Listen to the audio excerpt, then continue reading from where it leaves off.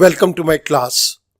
In Microsoft Excel program, there are number of text functions given to us. Here, a list of all the text function is given.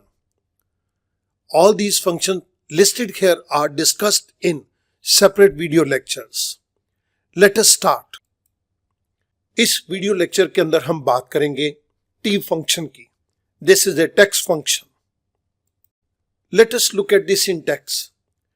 t function के अंदर एक ही argument आएगा, that is text. इसका purpose क्या है?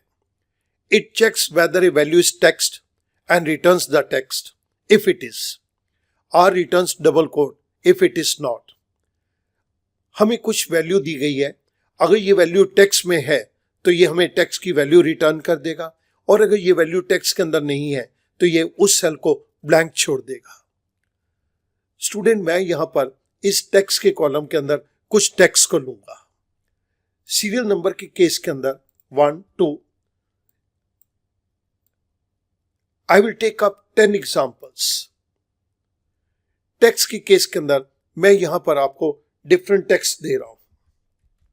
First is Rajiv, second Excel, third this is ₹4,000.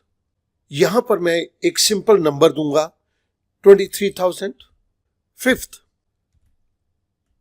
Rajiv at 21. इसके अंदर स्पेशल सिंबल भी आ गया, नंबर भी आ गया और अल्फाबेट्स भी आ गए, टेक्स्ट भी हमारे पास आ गया. Rajiv at 21.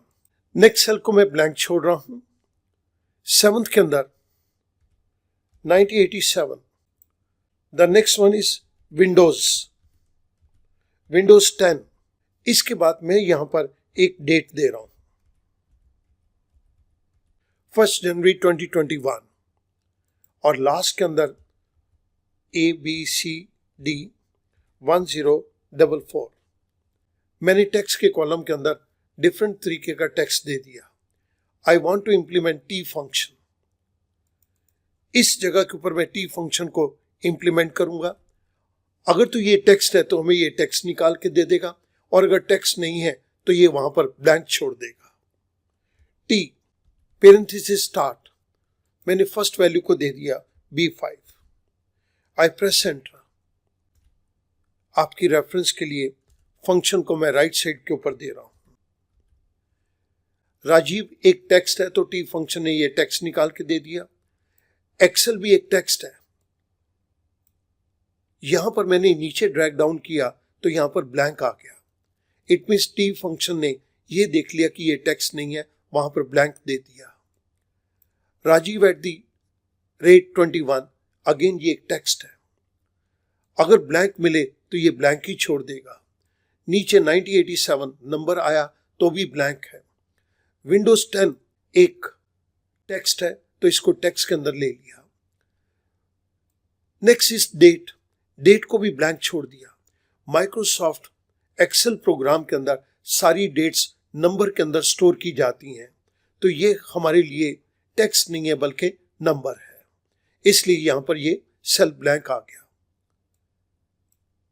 Now this is again A text, तो यहां पर हमें ये टेक्स्ट मिल गया.